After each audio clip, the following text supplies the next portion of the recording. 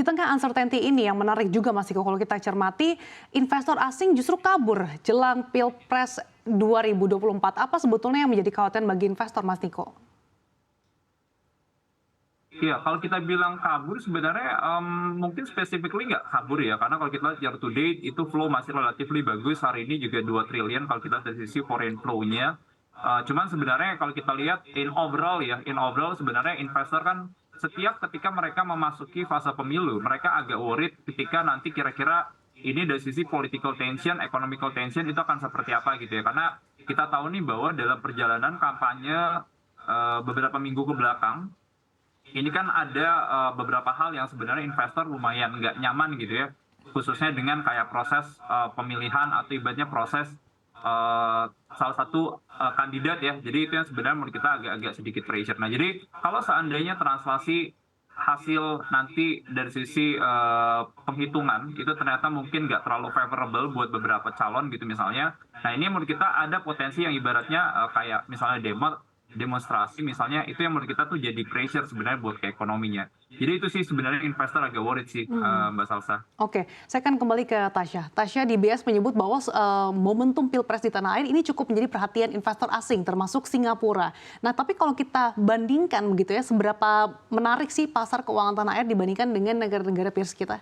Oke, cukup menarik ya, karena bisa kita bilang kita tuh termasuk emerging market yang masih cukup resilient ya, bahkan ekonomi kita juga tumbuh di atas 5%.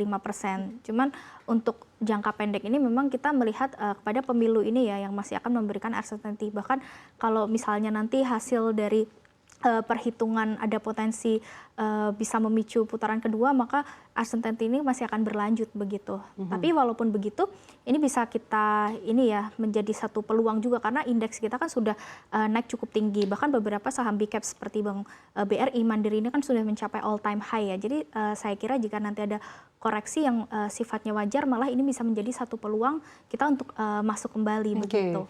Dari pandangan Mas Niko, di tengah uncertainty ini kira-kira sektor-sektor mana saja sih yang menarik untuk diperhatikan investor, apalagi sambil menunggu investor menanti seperti apa hasil rekapitulasi dari Pilpres tahun 2024 ini? Iya, untuk sektor yang overall atraktif ya. Jadi sebenarnya kalau buat di tahun 2024 ini long term kita melihat sih sebenarnya banks masih favorable sih ya, karena pertama mungkin kita melihat dari sisi industri outlook-nya dulu gitu ya. Karena kalau kita lihat kan sebenarnya growth buat lending tahun ini growth-nya range-nya di 9-10%. Jadi growth kita lihat masih ada. Kedua, kalau kita lihat itu ada ruang dari sisi pemangkasan suku bunga. Ini harusnya bakal positif buat sektor perbankan. Kenapa? Karena pertama adalah rate yang lebih rendah itu akan translasi ke permintaan kredit. Yang kedua, rate yang lebih rendah itu biasanya tuh akan menyesuaikan dari sisi funding cost gitu. Karena kita tahu kan bahwa kalau kita lihat beberapa bank itu kan dari sisi loan to deposit ratio-nya kan udah lumayan tinggi gitu ya. Nah, jadi ketika liquidity-nya lagi tight, suku bunga itu bakal turun, itu harusnya akan bantu, akan support.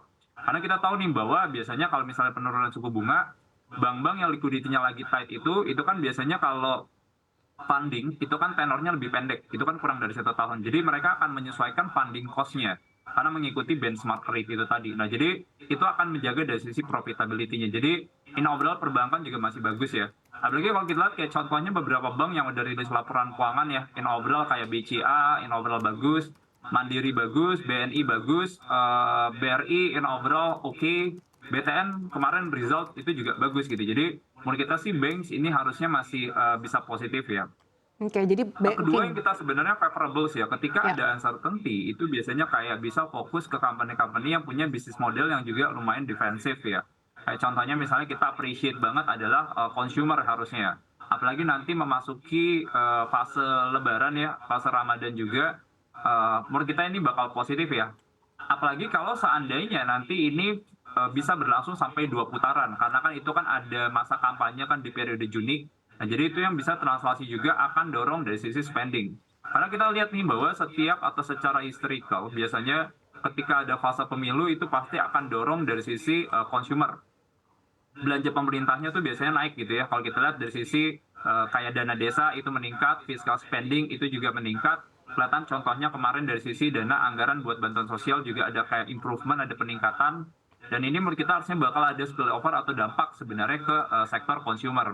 Nah, jadi itu sih ya. Nah, walaupun sebenarnya kalau kita lihat consumer ini spesifik ya, karena spesifiknya itu kita nggak lihat akan ada spillover-nya positif itu buat yang segmentasinya Iya. mid to high.